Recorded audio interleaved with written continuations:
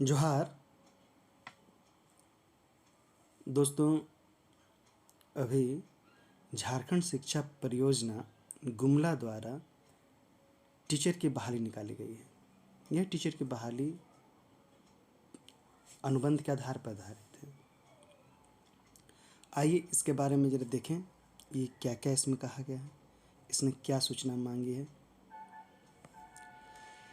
इसने आवश्यक सूचना जो प्रसारित किया है वो झारखंड शिक्षा परियोजना गुमला के विज्ञापन संख्या 61 दिनांक 16/1/2023 के द्वारा निकाला है।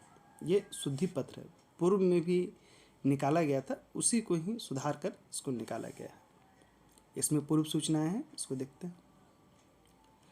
झारखंड में कुछ विद्यालयों को चुनकर आदर्श विद्यालय बनाया गया है। वही झारखंड सरकार की योजना है।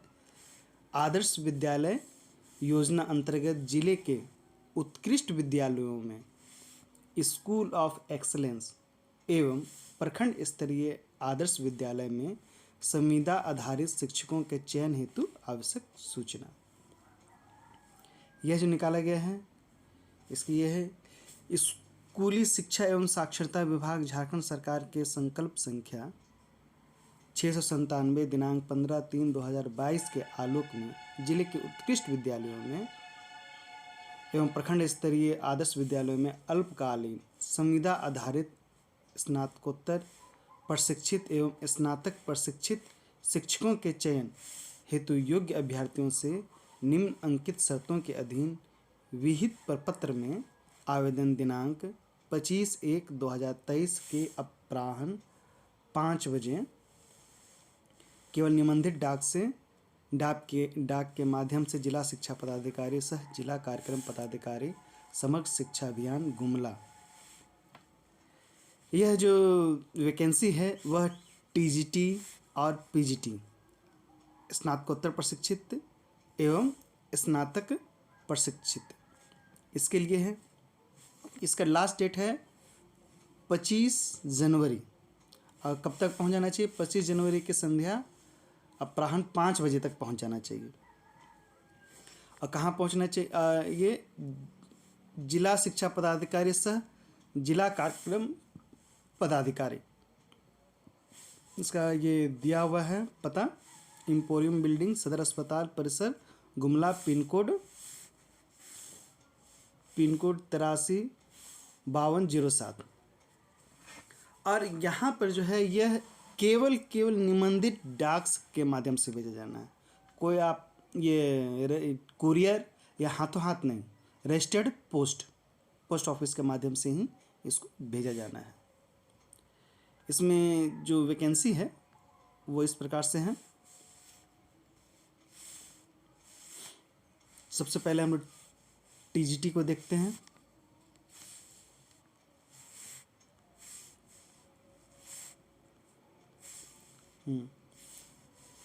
टीजीटी में हिंदी की वैकेंसी है।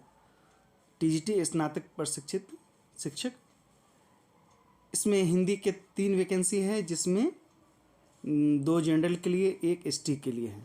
इस वैकेंसी में एक चीज़ गौर करने वाली है कि जितनी भी वैकेंसी है वो सब के सब या तो जनरल के लिए है या तो एसटी के लिए। एससी ओबीसी के लिए अभी इसमें कोई सीट नहीं रखा गया है। ठीक है, इसी में देख रहे हैं हिंदी के लिए 3 है, जिसमें 2 जनरल 1 एसटी। इंग्लिश के लिए 2 सीटें हैं, कुल सीटें, उसमें 1 जनरल और 1 एसटी के लिए है। उर्दू के लिए 1 है जो पूरी तरह से अनरिजर्व जनरल के लिए है। और 7 सीटें जो हैं मैथ और फिजिक्स की, उसमें 4 अनरिजर्व और 3 एसटी के लिए हैं। बायोलॉजी केमिस्ट्री का मिला के है 5 सीटें, जिसमें 3 अनरिजर्व है और 2 एसटी के लिए है। ज्योग्राफी के लिए 3 सीटें हैं, जिसमें 2 अनरिजर्व और 1 एसटी के लिए हैं। संस्कृत के लिए 4, जिसमें 2 अनरिजर्व और 2 एसटी के लिए हैं। इकोनॉमिक्स के लिए 1 सीटें हैं जो अनरिजर्व हैं। कॉमर्स के लिए 1 सीटें हैं जो अनरिजर्व हैं। फिजिकल एजुकेशन के लिए 2 सीटें हैं जिसमें एक अनरिजर्व और एक एसटी के लिए है। नागपुरी के लिए 2 सीटें हैं जिसमें एक अनरिजर्व और एक एसटी के लिए है। मुंडारी के लिए 2 सीटें हैं जिसमें एक अनरिजर्व और एक एसटी के लिए है। इस तरह से कुल देखें तो टोटल वैकेंसी जो है टीजीटी की वो है 41 सीटों पे की वैकेंसी निकलेगी, जिसमें 24 अनरिजर्व है और 17 एसटी के लिए रिजर्व है, एससी के लिए नीले है। अब आते हैं हम लोग पीजीटी के बारे में, पोस्ट ग्रेजुएट टीचर। इसमें जो वैकेंसी निकली है वह जो है इंग्लिश के लिए है। इंग्लिश के लिए 4 सीटें हैं जिसमें 2 अनरिजर्व और 2 एसटी के लिए रिजर्व है। हिस्ट्री में 1 सीटें हैं जो अनरिजर्व हैं। मैथमेटिक्स के लिए 4 सीटें हैं जिसमें 2 अनरिजर्व और 2 एसटी के लिए हैं। फिजिक्स के लिए 5 सीटें हैं जिसमें 3 अनरिजर्व और 2 एसटी के लिए हैं। बायोलॉजी के लिए 5 सीटें हैं जिसमें 3 अनरिजर्व और 2 एसटी के लिए हैं। केमिस्ट्री के लिए 3 सीटें हैं कुल, उसमें 2 अनरिजर्व और 1 एसटी के लिए हैं। कॉमर्स के लिए 4 सीटें हैं जिसमें 2 अनरिजर्व और 2 एसटी के लिए हैं। इस तरह से हम देखें तो कुल जो सीटें हैं वह 26 है। कुल 26 सीटें हैं जिसमें से 15 अनरिजर्व और 11 एसटी के लिए रिजर्व है। इस चीज़ को देखते हैं क्या क्या इसमें योग्यता मांगा गया है। इस चीज़ को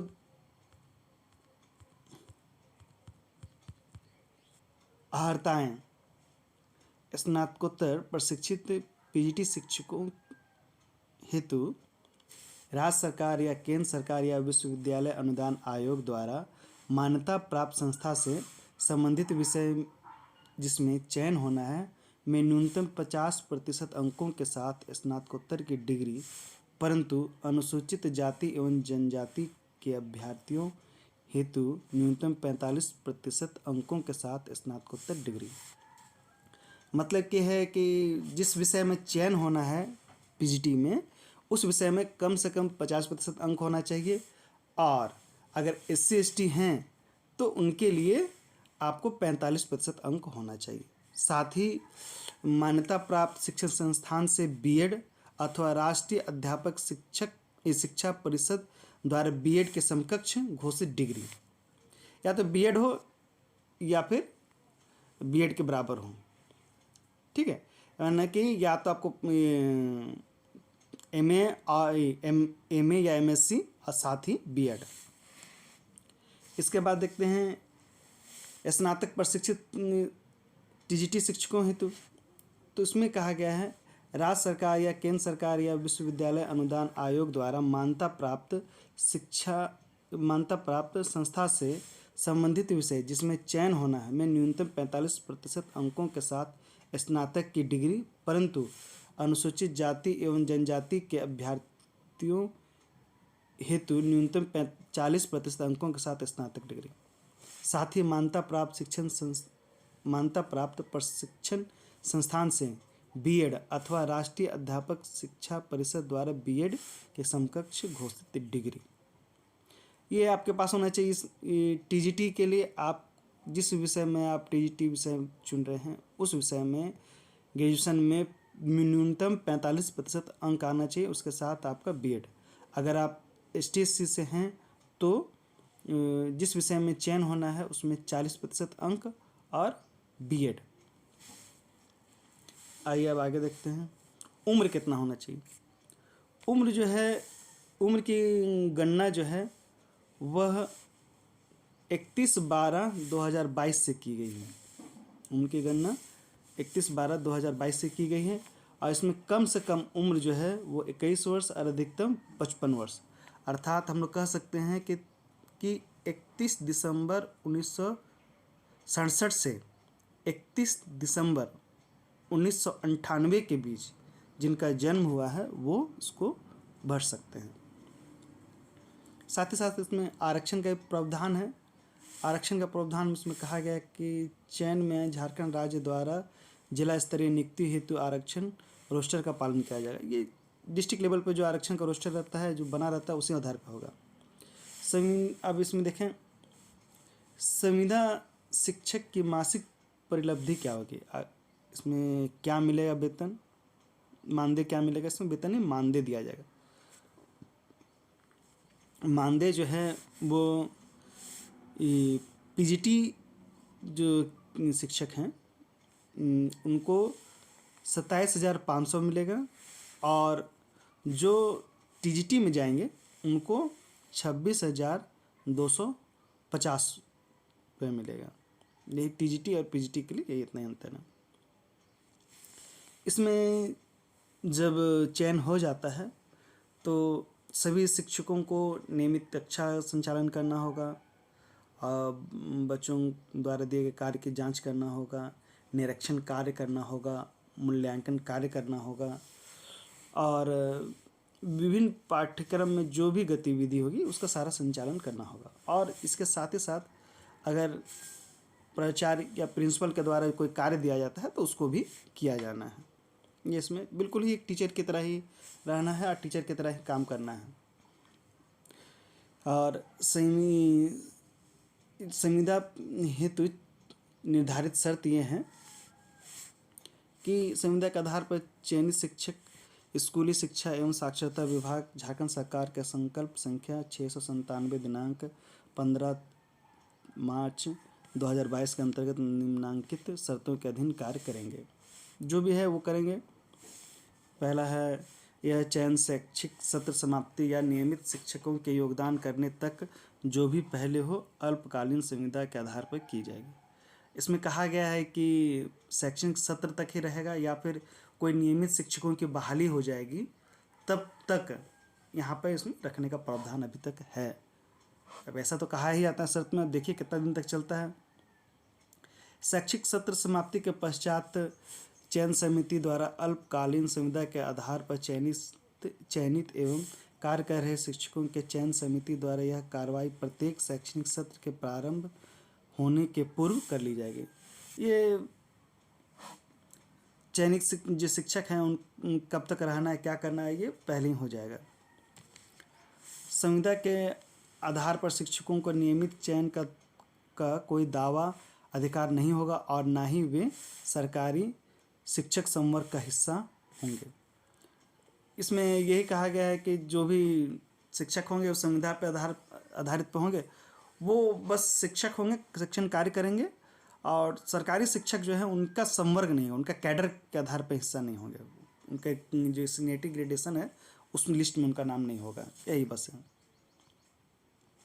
अच्छा, ऐसे शिक्षक विद्यालय के प्राचार्य के अधीन एवं उसके द्वारा निर्धारित शर्त एवं बंधेज संविदा के समय निर्धारित के अनुरूप कार्य करेंगे। जो भी कार्य करना है स्कूल में वो सब काम करना होगा, वो शर्त के अधीन है।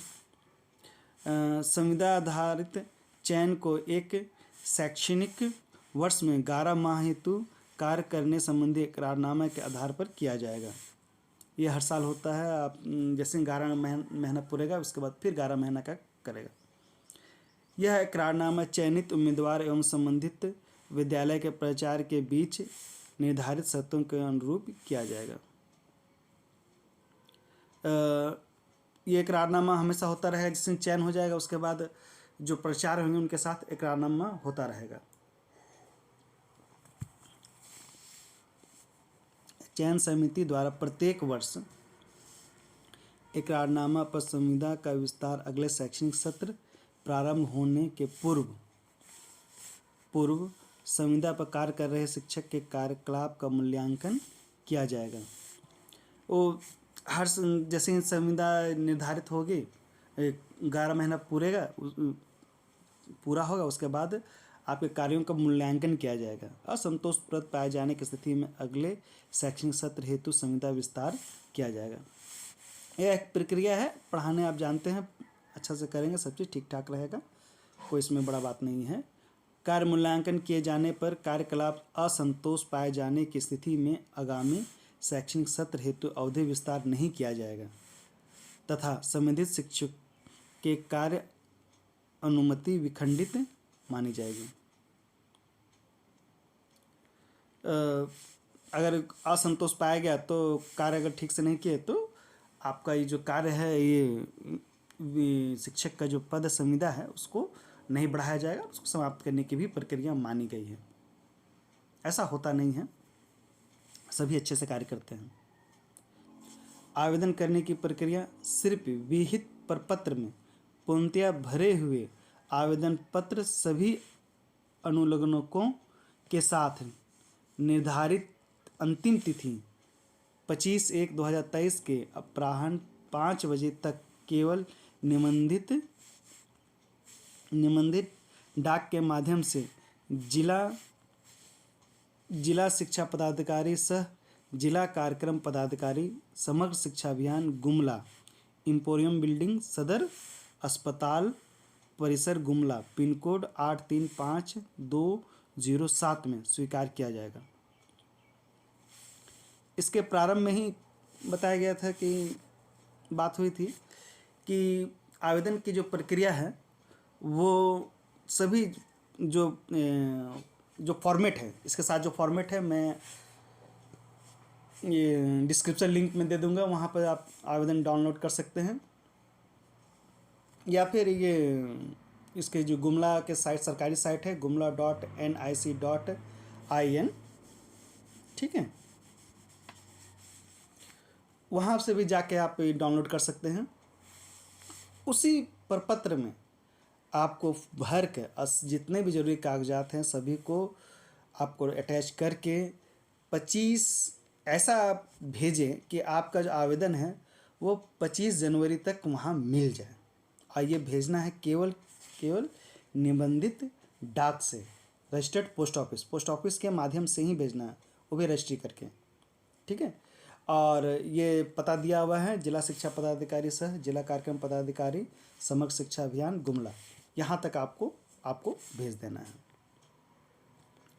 ये आवेदन करना है, यहाँ दिया हुआ है। फिर चयन हेतु विस्तृत विज्ञापन एवं आवेदन पत्र का प्रारूप जिले के आधिकारिक वेबसाइट https://gumla.nic.in पर देखा जा सकता है एवं झारखंड शिक्षा परियोजना गुमला के कार्यालय में आकर कर सकते हैं। ये जो भी आपको जानकारी में आपको दोनों जगह मिल जाएगा, या तो आप ऑनलाइन वेबसाइट से भी निकाल सकते हैं या फिर आप जाके ऑफिस है वहाँ पर जाके भी आप देख सकते हैं। आपका ये आवेदन प्रपत्र है, मैं डिस्क्रिप्शन लिंक में दे दूंगा, वहाँ से आप जाके डाउनलोड भी कर सकते हैं, ठीक है।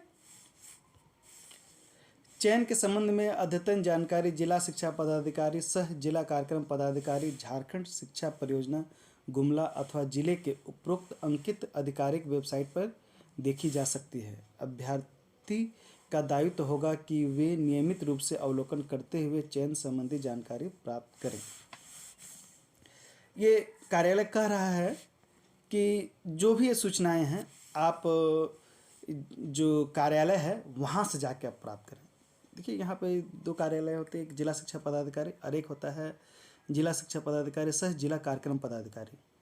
ये दोनों ही अगल बगल में ही रहते हैं। वहाँ पर आप दोनों कार्यालय में आप नोटिस बोर्ड में आप हमेशा जानकारी प्राप्त करते रहें, वहाँ से आपको हमेशा मिलता रहेगा। अब आइए, ये चयन परीक्षा है तो शुल्क कितना लगेगा, तो इसमें बताया गया है चयन हेतु 100 रुपया देना है, ठीक है, परंतु SC/ST के लिए जो है वह 50 रुपये निर्धारित की जाती है, ठीक है। और यह शुल्क कैसे देना है, यह देना है आपको ये क्रॉस डिमांडेड ड्राफ्ट या बैंकर्स चेक, बैंकर्स चेक और क्रॉस डिमांड ड्राफ्ट जिसको DD भी कहते हैं, DD के द्वारा देना है, दोनों एक ही चीज़ है, ठीक है। तो जो गुमला में रहने वाले हैं एकदम गुमले में करना चाहते हैं उसी बैंक से करेंगे तो उनको बैंकर्स चेक मिल जाएगा। गुमला से बाहर जितने भी DD बनवाएंगे उनको उनको DD मिलेगा, इसलिए कोई अंतर नहीं है, दोनों एक ही चीज़ होती है, ठीक है। लेकिन ये आपको बनाना है, चेक बनाना है, डीडी ही बनाना है, कुछ और नहीं, आपको इसमें कोई और ऑप्शन नहीं दिया गया है। ठीक है। और बैंकर्स चेक का मतलब ये नहीं है कि अपना चेक फाड़ के दे दिए, वो नहीं, बैंक जो बना के देता है वो। ठीक है। गुमला में रहने वालों को, जो गुमला टाउन में से अगर डीडी बनवाएंगे तो उनको बैंकर्स चेक मिलेगा, और गुमला टाउन से बाहर के अगर लोग बनाएंगे डीडी तो उनको डीडी ही मिलेगा। ठीक है। इसलिए डीडी ही बनवाना है, बस इतना याद रखिए। ये जो है किसके नाम से बनाना है, तो ये बनाना है जिला शिक्षा पदाधिकारी गुमला के पदनाम से। ठीक है। अब पेबल आर्ट गुमला, पे कहाँ होगा, ये गुमला में होगा, इसको याद रखिएगा, ये चीज़ को नोट डाउन कर लीजिए। जिला शिक्षा पदाधिकारी गुमला के नाम से ये बनेगा, और पेबल होगा कहाँ, गुमला में, बस इतना याद रखिएगा। ठीक है। डीडी बनवाने में। ठीक है। डीडी कैसे बनाया जाता है इसका मैं जल्द ही वीडियो डाल दूंगा, या आप बैंक में भी जाके आप बहुत लोगों ने बनाया है तो वो जानते ही होंगे। ठीक है। पात्रता क्या है, चयन परीक्षा में बैठने की अनुमति पूर्णतः औपबंधिक होगी। ये टेम्प्रोरी है, टेम्प्रोरी कहने का मतलब है कि आप सब कागज़ पत्र देख के अपना आपको दे दिया जाएगा, अगर आपका गलत हुआ तो भी आपको हटाया जा सकता है, ऐसा कहा है। तो आप सही से कीजिएगा कि कोई आगे जाके दिक्कत ना हो। परीक्षा के लिए प्रवेश पत्र निर्गत होना यह प्रमाणित नहीं करता कि अभ्यर्थी विज्ञापित पद पर चयन हेतु निर्धारित पात्रता पूरी करते हैं। चयन समिति द्वारा विज्ञापित पद पर आवेदन करने वाले अभ्यर्थी के पात्रता संबंधी प्रमाण पत्रों की जांच कराई जाएगी। निर्धारित जांच के कार्यक्रम में अनुपस्थित रहने अथवा आवेदन में भरे हुए पात्रता संबंधी प्रमाण पत्र प्रस्तुत नहीं करने अथवा निर्धारित अवधि अंतर्गत नहीं होने पर आरक्षण अन्य लाभ अनुमान नहीं होगा। ये ऐसा कहा गया है। आप आवेदन सब चीज़ उसी के अनुरूप भरिएगा जो कहा गया है। पीजीटी के लिए जिस विषय में आप भर रहे हैं उस विषय में कम से कम 50%, एसटीयू के लिए 45%, और बीएड होना चाहिए। हाँ, बीएड होना चाहिए। और टीजीटी के लिए जिस विषय में आवेदन कर रहे हैं उस विषय में 45%, एससी एसटी के लिए 40%, और बीएड होना चाहिए। और इसके साथ सारे आवेदन के प्रमाण पत्र दीजिए। और जनरल के लिए 100 रुपया का डीडी, और जो अनुसूचित जाति अनुसूचित जनजाति से हैं उनके लिए 50 रुपये का डीडी, जो जिला शिक्षा पदाधिकारी के नाम से होगा और गुमला में पेबल होगा। और इसी ये जो आवेदन है आपको इस तरह से भर के भेजें कि 25 जनवरी तक ये मिल जाए। आवेदन की प्रक्रियाएं चालू हैं, आप कर सकते हैं। जो जैसा होगा अपडेट किया जाएगा और आपको बताया जाएगा। मेरी शुभकामनाएं आपके साथ हैं। All the best.